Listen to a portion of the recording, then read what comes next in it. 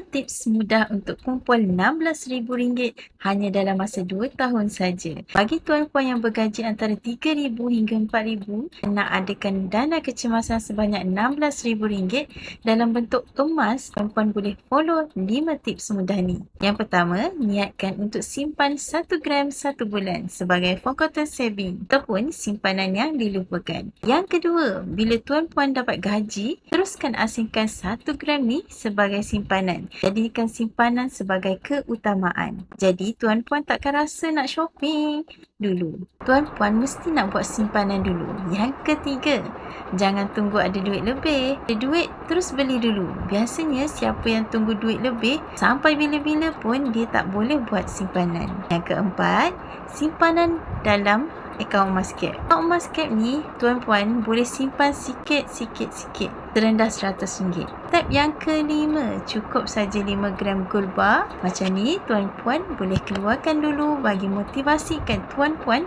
untuk terus semangat kumpul sehinggalah capai RM16,000 sebagai dana kecemasan tersebut. Tuan-puan yang nak mulakan simpanan emas hari ini boleh klik link di bio. Saya akan bantu sebaiknya.